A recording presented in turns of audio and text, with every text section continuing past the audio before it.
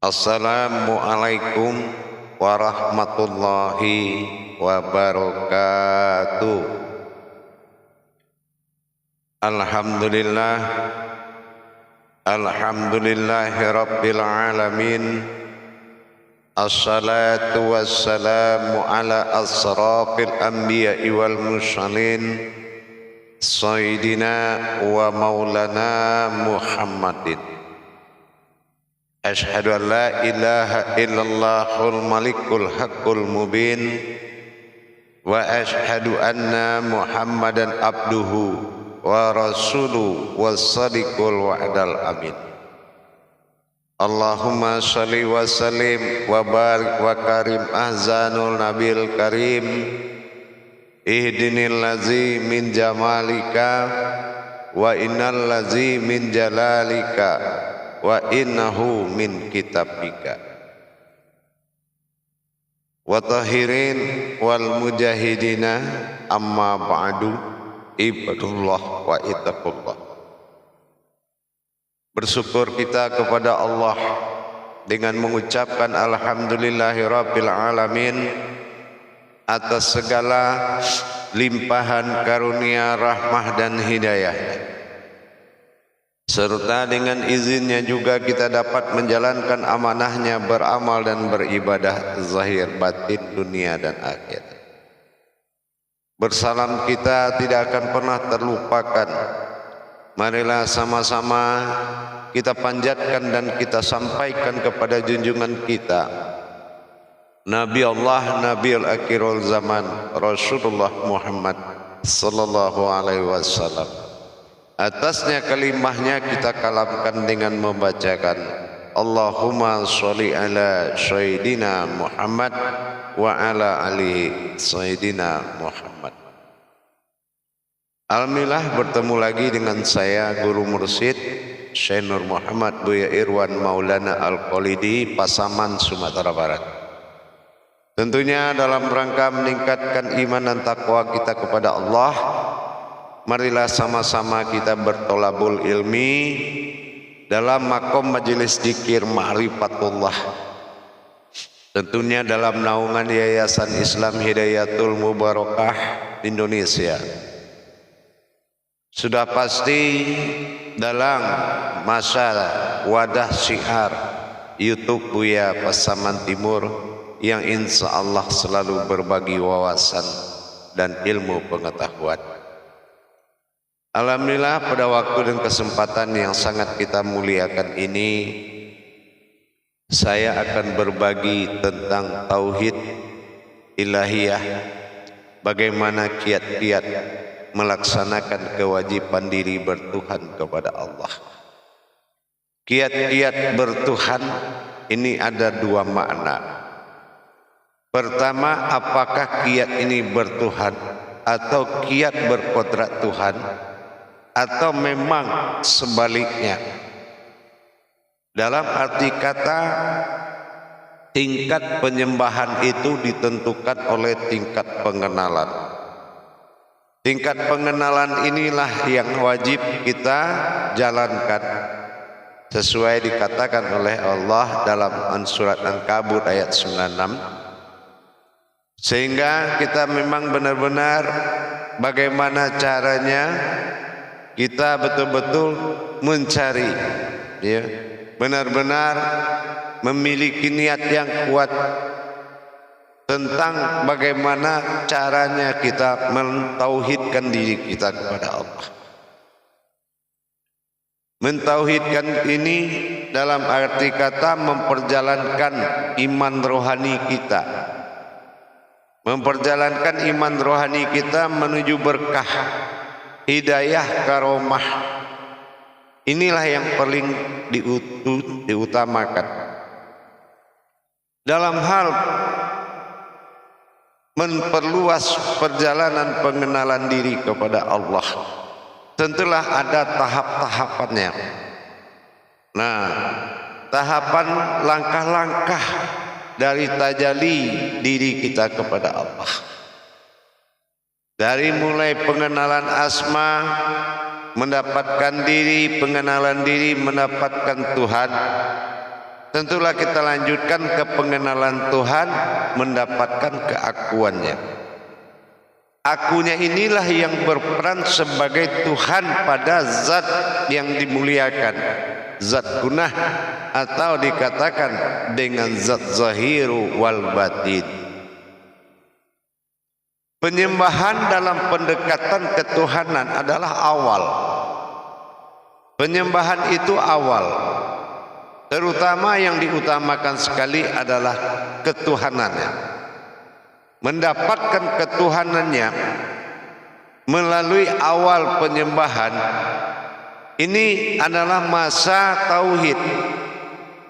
Ya, seperti yang pernah saya sampaikan, masa tauhid itu diawali dengan pengenalan sehingga tajalli diri, pencarian diri, man arafa nafsahu itu akan menuju dua sifat, zahiru rabbi wal batinu abdi. Kalau zahiru rabbi wal batinu abdi sudah jelas, sifat kezahiran adalah wujud bagi Allah, dan sifat hayat dan batin pengabdian adalah wujud dari diri. Ini sudah menandakan ada ciri-ciri terbukanya suatu peluang rohani dalam belajar. Dalam kita memahami tentang pencarian yang berakhir kepada Tuhan, ilah, tentu berpedoman kembali kepada keumatan awal, ilahinas. Nah, inilah keakuan terhadap keumatannya. Ini sifat yang ditanamkan pada zatnya Allah, disebut ruhani, ruh yang ditiupkan. Jadi sifat yang ditanamkan pada zatnya, dikatakan aku bertajali pada sifat dan zatku. Ini sudah kita lihat bahwasanya pencarian diri dengan diri, kalau bertemu bukanlah diri tapi sesuatu yang berdiri. Ini sudah memperlihatkan kenyataan.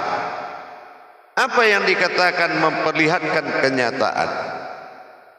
Kalau sudah mencari diri terhadap Tuhan, mencari Tuhan dengan diri, akhirnya mendapatkan Tuhan pada akhirnya, yaitu keakuannya. Akhir Tuhan adalah keakuan. Nah, keakuan disinilah yaitu sebuah sifat tunggal baginya untuk dia tajalikan karena keinginannya menjadi Tuhan. Inilah inna Allah, aku ingin, inna ilahi, aku ingin menjadi Tuhan. Nah, ini wa qatali alal umatun, maka aku jadikanlah umat. Siapa umat yang dijadikan pertama adalah zat. Inilah ayat pertama yang diturunkan. Itu alif lam lam ha, alif fil awal wal lam fil akhirun. Nah, inilah dikatakan atau zat disebut dengan Allah atau kunah, zat pencipta segala pertama tiadi. Disinilah penyembahan karena awal penciptaan adalah pada zat. Dengan demikian keinginan oleh wujud ta'yun ketunggalan tadi menjadi sembahan umat, maka dia menempatkan zat tersebut dengan kehendaknya, dia jadikan sebagai kiblat diri untuk bisa dilebur menemui dia. Zat diri yang dikatakan untuk dilebur sudah pasti, karena kiat-kiat yang bertemu di dalam perjalanan tajalli Allah tadi yang diutus untuk menyembah melalui perantara zat atau Allah dalam kalam asmanya, itu adalah naf-nafnya semua. Naf-nafnya ini itulah diri-diri batinnya. Ada nafsahu, ada nafsihi, ada nafas. Sangat banyak naf-nafnya Allah, yaitu diri-diri batinnya. Nah, jadi batin-batin dirinya yang banyak ini dikiblatkan kepada zat wa zahiru.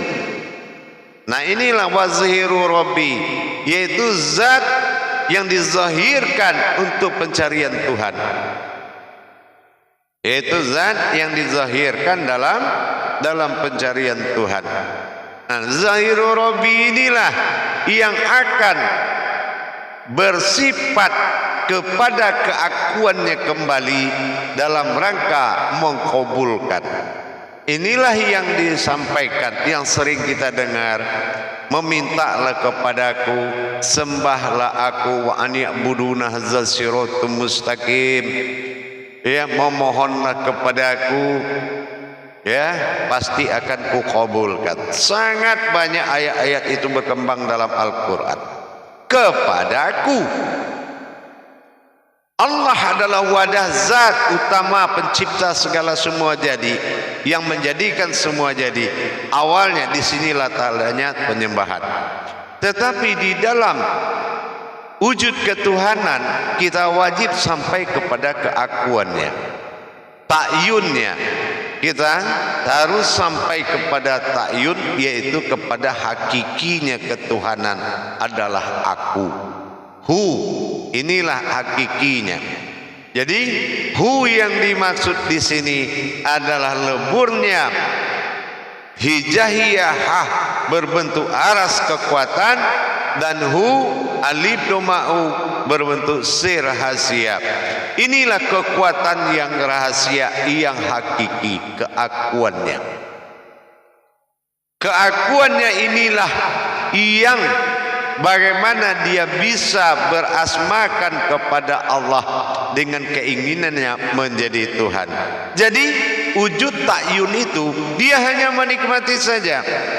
Bagaimana keakuan yang dia ambil dari dirinya, yang selalu menjadi suatu khauni dalam berbicara, suatu kodrat dalam berkehendak, dengan hati nuraninya yang dia taruh di dalam wujud keakuannya pada zat. Inilah keakuannya kepada keumatan disebut hamba atau ihsan, yang ditaruh di dalam wujud zat yang ditiupkan tadi. Jadi dengan dia merasakan dengan ketunggalannya, karena dia ingin menikmati bagaimana rasanya dia ingin menjadi Tuhan dan diperlakukan dan disembah, serta dijadikan tempat berdoa dan meminta. Ini adalah salah satu kehendak hati dan dirinya, sehingga wujud zat yang dijadikan semua awal mula jadi dibuatkan dari zat tadi menjadi kiblat ruhani yang menjadi sembahan. Inilah sementara yang menyembah itu adalah naf-nafnya sendiri, batin-batin dirinya. Nah, inilah yang dikatakan dengan nurani-nuraninya, nur-nurnya di sekalian alam. Maka dijadikan zat ini Rabbil Alamin, Tuhan dari sekalian alam. Inilah karena apa? Karena nur-nur hayatnya Allah yang ditaburkan, yang dijadikan dari fayakun tersebut, menjadilah batin-batin dia, nur-nurnya dia, untuk bisa melaksanakan penyembahan kepada zat kunahnya, yaitu dengan sebutan asma Allah.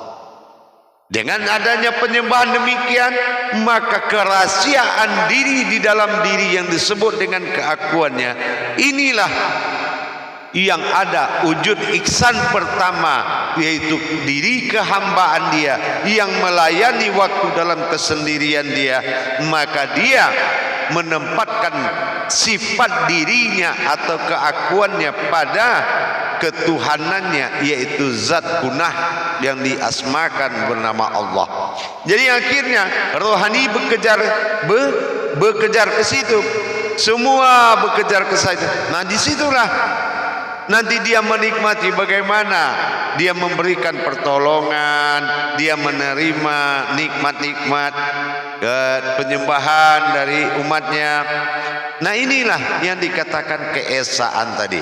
Dia letakkan keumatannya di dalam zat yang akan menjadi sembahan, dan disitulah dia menikmati bagaimana diri sifat diri dia sendiri dia berikan, dia tiupkan ke dalam zat yang bernamakan rohani bagi diri kita. Jadi akhirnya kita menjadi walinya, nikmat wakil wal nikmat nasirnya untuk melayani seluruh alam ini dan menyampaikan nikmat itu kepada wujud tunggalnya. Inilah keakuannya tadi.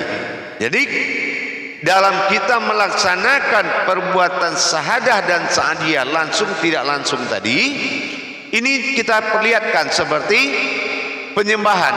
Nah, seperti yang pernah saya sampaikan di tayangan sebelumnya, ada kala berdiri itu disembah, ada kala kodrat berdiri itu menyembah. Nah, kalau dia disembah berarti kodrat yang ada dalam rakaat, dia akan menyembah kodrat Al-Fatihah. Diri yang ada di dalam Al-Fatihah yang akan disembah oleh kodrat yang ada di sekitar Rabbil Alamin, atau disebut dengan Fatihatun Nasyun. Nah, ini penyembahannya, dia disembah. Dan apabila dia menyembah, maka dia harus luput zat ini kepada keakuannya yang ditanamkan di dalam zat tadi, penyembahan tadi. Inilah yang akan lebur kepada sejatinya dirinya. Inilah Tuhan, sejati dirinya, yaitu keakuan akhirnya. Tapi sejati diri yang ada di dalam keakuan ibadah, keakuan ketuhanannya, ini yang disebut dengan Tuhan. Tetapi keakuan pada dirinya sendiri, takyunnya, inilah masa akhirnya, ketunggalan wahidnya.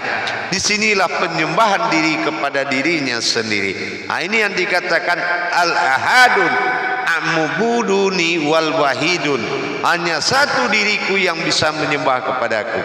Tapi kalau untuk keakuannya pada ketuhanannya, ini adalah sembahan wa an ya'buduna hazza siratum mustaqim, sembahlah aku itu jalan yang lurus. Nah, ini dalam makom ketuhanan. Ada keakuan dalam ketuhanan dan ada keakuan dalam kesendirian. Ini dikatakan aku adalah aku. Dengan demikian kita sudah mulai bisa menerima dan menjalankan kiat-kiat ketuhanan tadi dengan memperlihatkan wujud kepada sekalian alam untuk disembah dengan mengetahui kodrat-kodrat yang ada di dalam rakaat. Begitu tajalli Fatihatun Nasun, berdirilah diri rahasia dalam Al-Fatihah, disembah oleh kodrat-kodrat yang ada dalam rakaat. Ini disembah. Bagaimana dia menyembah? Kalau yang berdiri menyembah itu adalah luputnya keakuannya ya kepada diri tunggalnya kembali. Disinilah penyembahan keakuan kepada diriku sendiri. Nah, itu sangat, takbir ini memiliki keluasan yang sangat luar biasa ya. Nilai takbir itu sangat menentukan dan sangat luar biasa dan memiliki tingkatan-tingkatan tauhid. Mudah-mudahan ini bisa dipahami karena ini sangat penting dipelajari. Karena di dalam Islam ada dua kata ketuhanan, satu ilah dan satu Allah. Sekali lagi saya sampaikan, di dalam Islam ada dua kata ketuhanan, ada disebut dengan Allah dan ada disebut dengan ilah. Hati-hati dalam menjalankan, tuntutlah ilmunya biar berkah dalam memperjalankan. Jangan salah menjalankan.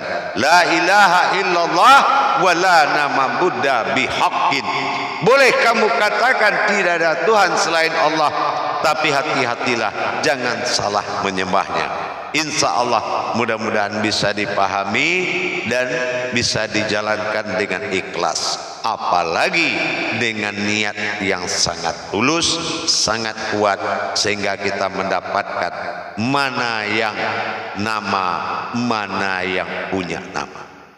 Kalau kita sudah bisa membedakan mana yang nama dan mana yang punya nama, maka jelaslah sholat itu allazina yu'minuna wa bil ghaibi wa yuqimuna sholat wa mimma razaqnahum hum yunfiqun. Jelas bahwa salat itu allazina yu'minuna wa bil ghaib, kita harus tahu, yakin kepada yang gaib. Maksudnya, hakikatnya adalah wa yuqimunas shalah, hakikat yang ada di dalam salat.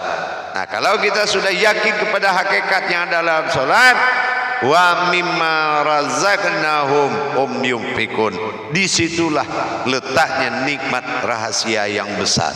Insya Allah mudah-mudahan bisa bermanfaat demi meningkatkan iman dan takwa.